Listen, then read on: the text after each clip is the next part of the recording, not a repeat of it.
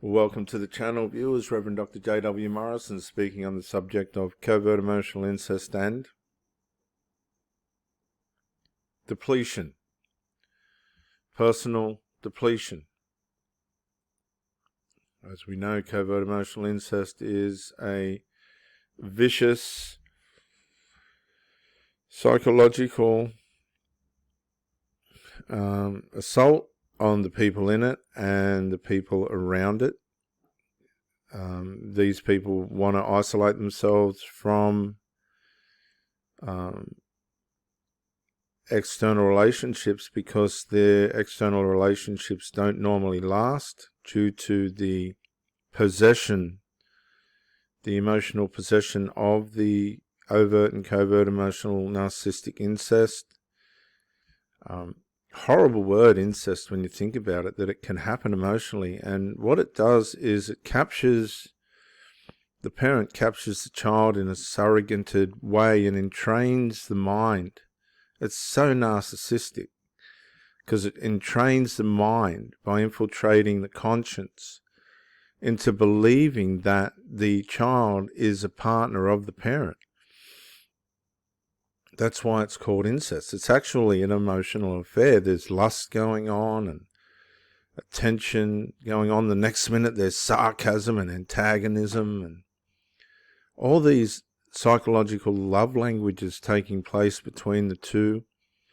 They'll whinge and whine about the failures of their relationships and their partners and how they were victimized and villainized, and all along it was them that was undermining themselves. The thing about the covert emotional incest victims is they are the victim of their own demise. If they're aware of what's going on and they don't want to fix it, or they're too offended, or this is just not what we're used to, we want to stick with it because of what we're used to it, then these people are a victim of their own demise. I'm sure you'd have to agree with that. If a parent surrogates, father surrogates his daughters, or mother surrogates their son, that's a severe disappreciation of the role that you've been given as a parent. You're there to parent these children to grow up into their own worlds, not into your world. And this is what they do. And it's because of low self-esteem, maybe abuse in their relationship with the primary partner. A lot of these people will sabotage their relationships just to get out of it. They can use the surrogated child as a shield, or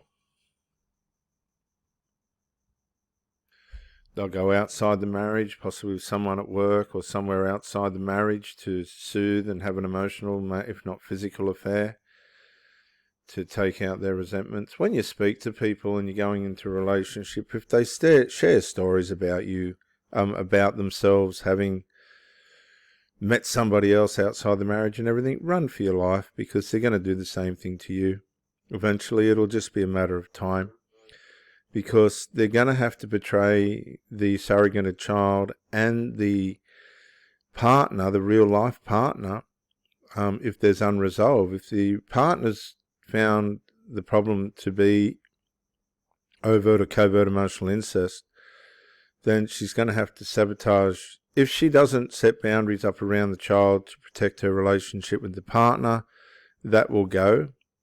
And if she doesn't set boundaries up around a partner, if this sort of person's not frightened to attack the children, then she's going to have issues with that as well. So what she'll do is she'll just move into a position where she sabotages the lot and loses the partner and can start again at scratch through an emotional or physical affair. She'll cause a reverse discard because she doesn't know how to resolve the covert emotional incest. This will make her a victim, which will give her back her position with the children as a heroine, or him as a hero, because he got rid of the villain, which is the partner.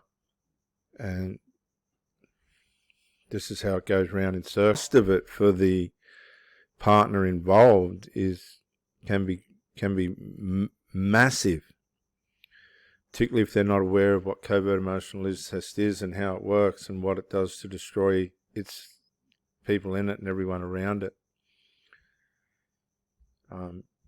It's absolutely debilitating. It's as cunning as a cut snake. It's as narcissistic as any other MPD problem, because it does harm and it entrains like no other. It's a DNA entrainment, parent-child conditioning of such an enmeshment, evil enmeshment, that some people never recover. Some people live with their parents all their lives and never find their way out of the house, which was the way that the parent tried to make it. A lot of these people are culturalized into tablet taking because they suffer from depression, low self-esteem. They've got all the vision in the world but can't seem to be able to manifest it in the world. They've got serious financial problems, mental health problems. They'll take alcohol, they'll use weed. They're usually drug addicts and alcoholics. A lot of these people come from partnerships where one was the alcoholic and the other one was the weed smoker, and they were happy to cohabitate like that. Not that it helped anyone or fixed anything, it only made things worse. Very selfish parents. Habits before habitation, causing lots of grief, drama and trauma. And this is really, really nasty. It drains everyone of their power. The people in it have got to navigate two relationships, which really does train them to jumping the fence quite easily, because they're used to juggling the affair with the children and the partner.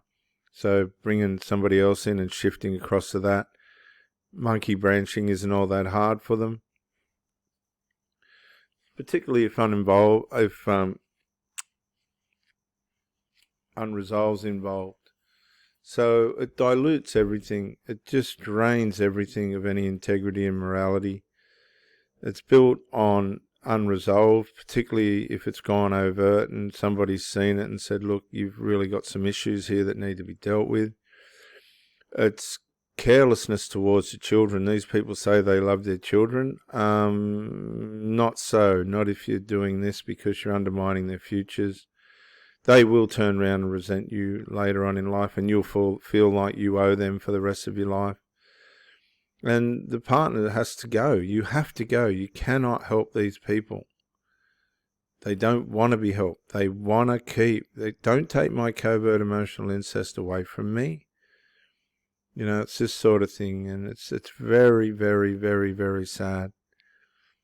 And it's very, very, very, very selfish on the part of the parent. At the end of the day, the parent's responsible. If they're not willing to put in boundaries, well, that's what they want. They want the incest. They want the covert emotional incest. And that's up to them. There's thousands, hundreds of thousands of people in this, and they won't step back. They'll hang on to it and protect it and lose their relationships and damage people and use people. But if you know what it is, you can process what's going on, make some decisions, give that person some tolerance. And if they're not going to set up boundaries, obviously the unresolved is more important than the relationship, and you can find a better relationship with someone else. These people will isolate you away from their covert emotional incest partner, because you'll be an aggravation to that person because they want mummy or daddy all to themselves.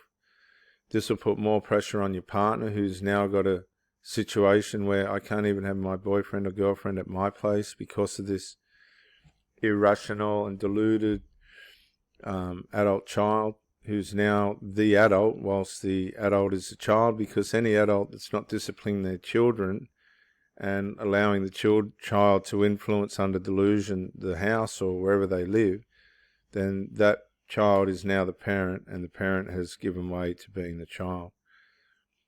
It just goes round and round and round until nothing positive is left. Nothing sensible is left. They'll call everybody on the outside troublemakers and psychos and narcissists and all this sort of thing,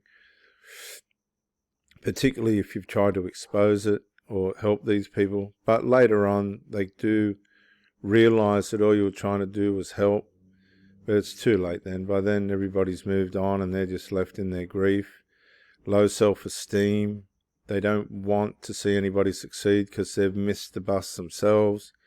The trains left the station without them. They were warned. They were told.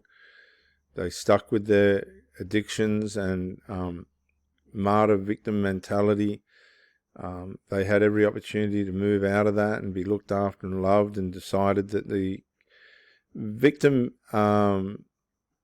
wounded child mentality of the parent and the adult child was more important.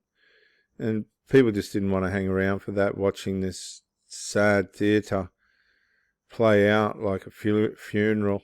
It's really no different to that. Nothing good comes out of it. Nothing good has ever come out of overt or covert narcissistic emotional incest. And these people end up together until one dies, and then the other one ends up alone and dies soon after because they're so used to having the parent or the child around. It's as simple as that. So this is Reverend Dr. J.W. Morrison, theologist, just reminding you that covert emotional incest is real. It will go overt if you hang around long enough, and you'll see it. And if I was you, you should mention it and then possibly get out, because they're going to not like you for it, unfortunately. And it's something that these people have to live with and deal with if they choose to. You can go and find a better life. Take it from an old fool. Just go through the healing, and then your body will tell you and your mind will tell you when you're ready to move on. And do so. You cannot change it. You cannot stop it. It's up to these people. It was there before you come along. It showed its ugly face. You've seen it now. You called it for what it is. And that's all there is to it. You'll probably have to walk away. Please subscribe to my channels. And thank you for joining me. Bye for now.